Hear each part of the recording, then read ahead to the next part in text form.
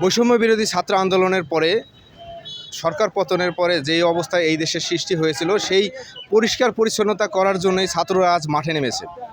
গত কয়েকদিন যাবৎ তারা এই মাদাবু শহরকে একটি পরিচ্ছন্ন এলাকা হিসাবে পরিচিত করার জন্য এবং পরিষ্কার করার জন্য পুরো শহরটাকে একটি ময়লা আবর্জনা থেকে রক্ষা করার জন্য তারা এই মাঠে নেমেছে।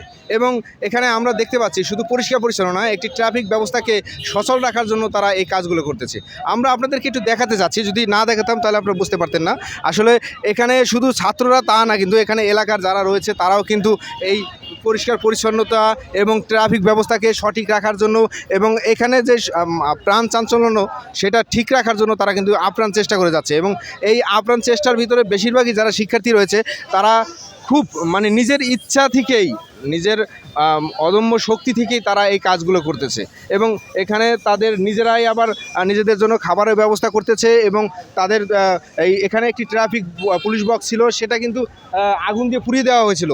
এই শিক্ষার্থীরাই কিন্তু সেই ট্রাফিক বক্সটাকে এখন তারা পুনরায় সংস্কার করার জন্য তারা শিক্ষার্থীরা এখানে চলে এসেছে এবং তারা এখানে পরিষ্কার পরিচ্ছন্ন করেছে। এবং যেখানে কিছু গাছ ছিল, যে গাছগুলো নষ্ট হয়ে গেছিলো, সেই গাছগুলো তারা নিজের অর্থে কিনে এনে এখন তারা রোপণ করবে।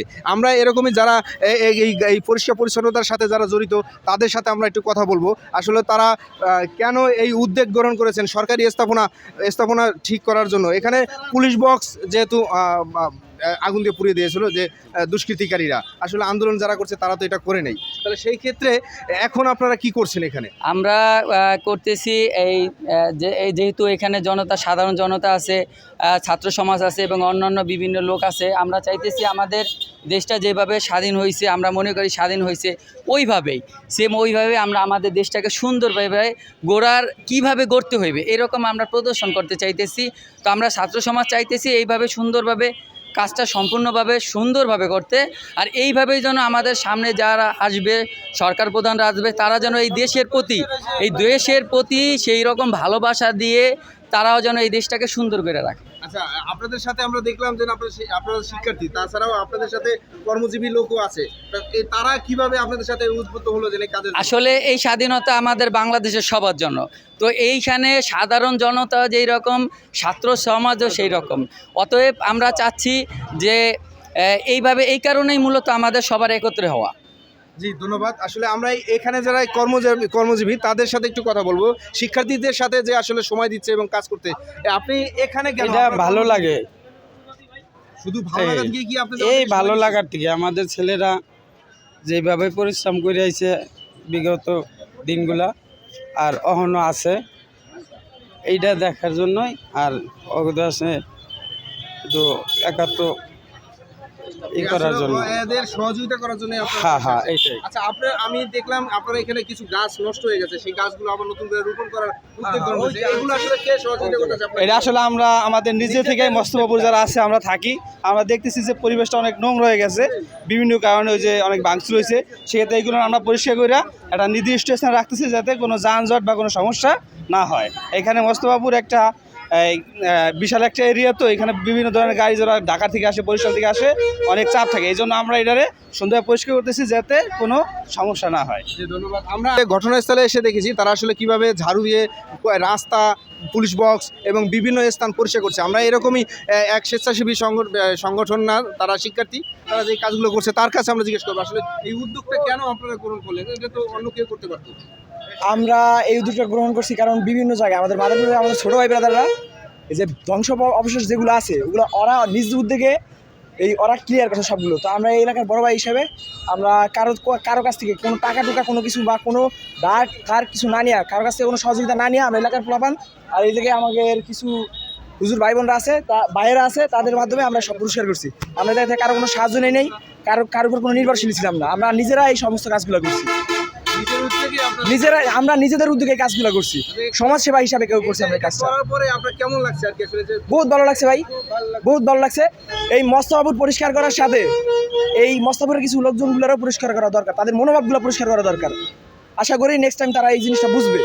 যে শিক্ষার্থীদের আসলে মনোভাব হলো এই শুধু যে পরিষ্কার করবে রাস্তাঘাট এরকম না, যারা এই অপসংস্কৃতি দেশের ক্ষতি করে তাদেরকেও তারা পরিষ্কার করতে চাচ্ছে, এরকমই তাদের মন্তব্য। আসলে এখানে ইসলামী শাসনতন্ত্র ছাত্র আন্দোলনের তারাও এখানে অনেকে রয়েছে, তাদের কাছ থেকে আমরা একটু শুনবো। আসলে আপনারা তো এখানে মাঠে নেমেছেন, কি কি কাজ আপনারা এখন করছেন এখানে? ইনশাআল্লাহ পরিষ্কার পরিচ্ছন্নতার কাজ চালাইতেছি, সারা বাংলাদেশ ব্যাপী এই কাজ চলতেছে ইনশাআল্লাহ। মোস্তাফির ইউনিয়ন শাখার উদ্যোগে ইসলামী আন্দোলন বাংলাদেশের পক্ষ থেকে আমরা যে প্রতিনিধি আছে তাদের প্রতিনিধিত্বের দায়িত্বে নিয়ে আমরা কাজ করতেছি ইনশাআল্লাহ। করছেন এখানে আমরা এই জায়গায় পরিষ্কার পরিচ্ছন্নতার কাজ করছি, যে রাস্তাঘাট ট্রাফিকের যে ঘর ভাঙা ছিল, এগুলো আবর্জনা ছিল, এই ময়লাগুলো আমরা পরিষ্কার পরিচ্ছন্ন করছি।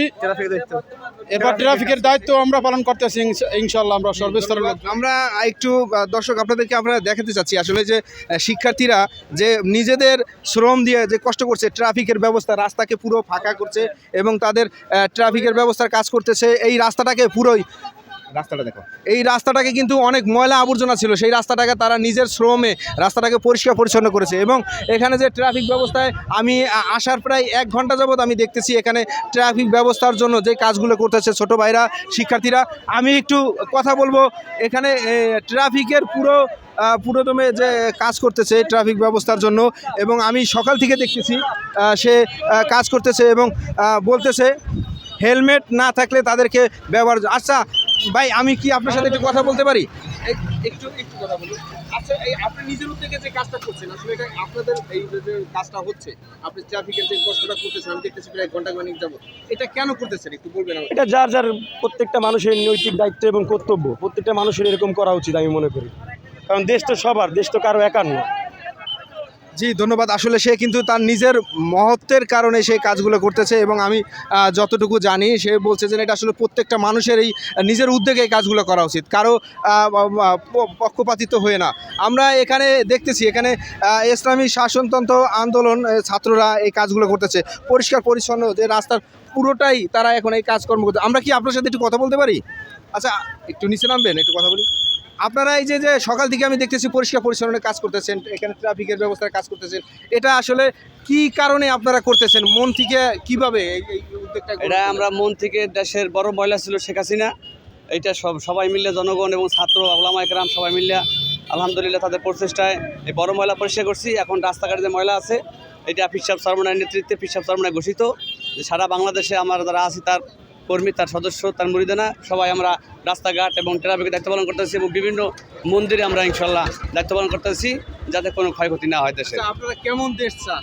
এর আগে যত যেরকম দেশ ছিল, এখন আপনাদের কি আশা, কিরকম একটা দেশ আপনারা চাচ্ছেন? আমরা একটা সুন্দর দেশ এবং দুর্নীতিমুক্ত একটা দেশ চাই, এবং ভালো একজন শাসক হোক, যে শাসকের মাধ্যমে দেশ ইনশাল্লাহ ইসলামী কায়দায় চলবে এবং অরাজকতা হবে না, দুর্নীতি হবে না, সুদ ঘুষ সব উঠে যাবে দেশ থেকে। ধন্যবাদ। আসলে এরা চাচ্ছে এমন একটি রাষ্ট্র, যে রাষ্ট্রে কোনো প্রকার অনৈতিক, অর্থনৈতিক বা কোনো প্রকার সমস্যা থাকবে না, যেখানে দেশ পরিচালনা করে, দেশের কার্যক্রম করে দেশকে একটি উন্নত শিখরে নিয়ে যেতে চাচ্ছে তারা, এমন একটা সরকার তারা চাচ্ছে। আমরা এখানে আরও কয়েকজনের সাথে একটু কথা বলবো। এখানে আমাদের এখানে ইসলাম শাসনতন্ত্র ছাড়াও আমরা দেখছি এখানে কিছু লোক যারা তাদের এখানে ট্রাফিকের কাজ করছে। আমি একটু জানতে চাচ্ছি, আমি দেখলাম আপনি অনেকক্ষণ যাবৎ এই রাস্তা পরিষ্কার পরিচ্ছন্নতার সাথে সাথে ট্রাফিকের কাজও আপনি করছেন। আসলে এই উদ্যোগটা গ্রহণ করায় আপনার কাছে কেমন লাগছে এবং কী কারণে এটা করছেন? আলহামদুলিল্লাহ, অনেক আনন্দ, অনেক ভালো লাগতেছে যে দেশ যেভাবে দুর্নীতিমুক্ত হয়েছে সেভাবে আমরা ময়লা আবর্জনা মুক্ত একটা রাষ্ট্র গড়তে যাই, যেখানে কোনো দুর্নীতি থাকবে না, দুঃশাসন থাকবে না, সকলে আপামর জনতা, সকল শ্রেণীর মানুষ, ধর্ম বর্ণ নির্বিশেষে সকলে যেন শান্তিতে থাকতে পারে, এই বার্তা নিয়েই মূলত আমরা সকলে নিজ ইচ্ছা থেকে আমরা কাজ করছি। আমরা আরও জেনে খুশি হবেন যে ইসলাম আন্দোলন বাংলাদেশ পিসাব চরমের পক্ষ থেকে সারা বাংলাদেশে ট্রাফিক এবং সাফসাফাই এবং মন্দির এবং অন্যান্য ধর্মের যে উপাসনালয় রয়েছে জিম্মাদারি এবং পাহারাদারের জন্য সর্বোচ্চ আলহামদুলিল্লাহ কাজ করতেছে। আইন শৃঙ্খলা বাহিনী যে পর্যন্ত মাঠে না নামবে ওই পর্যন্ত আমাদের এই কাজ অব্যাহত থাকবে ইনশাআল্লাহ। জি ধন্যবাদ। আমরা যেটা তাদের কাছ থেকে জানলাম, আইন শৃঙ্খলা বাহিনী যতক্ষণ পর্যন্ত মাঠে না আসতেছে ততক্ষণ পর্যন্ত তারা মাঠে থেকে মানুষের উপকারে তারা কাজ করে যাবে এবং এই ট্রাফিক ব্যবস্থা পরিষ্কার পরিচ্ছন্ন যেটা করার জন্য দরকার হয় সেটা তারা এটা করবে, এরকমই তারা প্রত্যাশা রেখেছে। আমরা কিন্তু এর আগে সকালে দেখেছিলাম এখানে আনসার বাহিনীরা ছিল, এখন কিন্তু সেই আনসার বাহিনী আবার এই এদের কাছে সহযোগিতা করার জন্য আসছে। আমরা একটু কথা বলবো, এখানে ট্রাফিক ব্যবস্থার সাথে পাশাপাশি সহযোগিতা করতেছে।